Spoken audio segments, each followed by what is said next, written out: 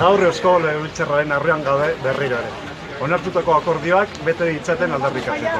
2006ko ekainean gizarte zerbitzuen dekretua berritzeko legez besteko proposamen bat onartu zuten.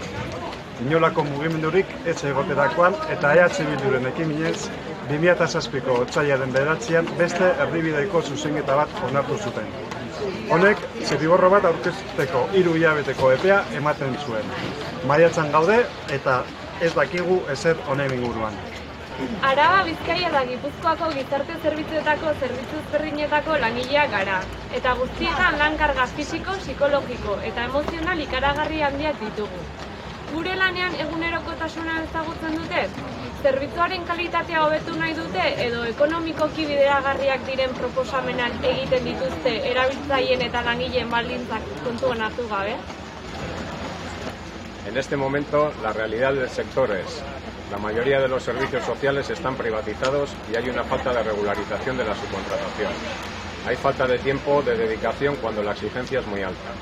A las noches hay personal que trabaja en soledad, con todo lo que esto acarrea. Hay inestabilidad, excesiva movilidad y rotación de los profesionales, contratos temporales, parciales, etc.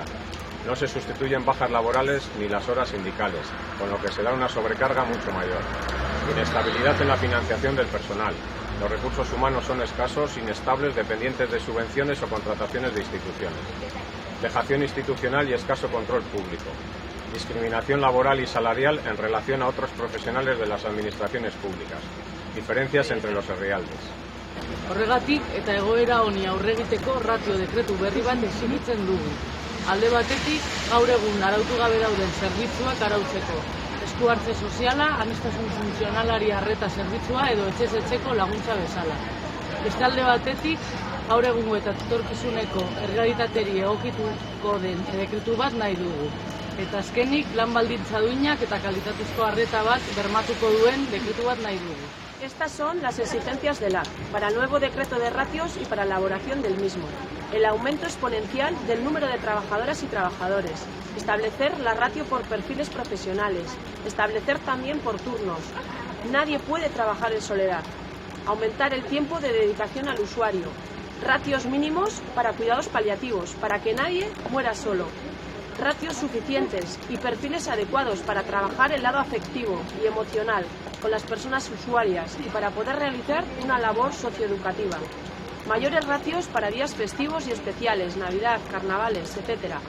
Garantizar la ampliación de perfiles y funciones profesionales para ofrecer una atención integral.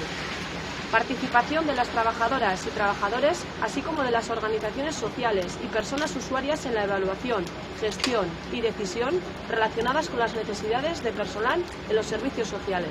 Gizarte zerbitzuak arautuko dituen dekreto berri bat egiteko konpromesua baldin badago Legebiltzarraren aldetik, zeren daude martxan jartzeko, zaintzak zaindu.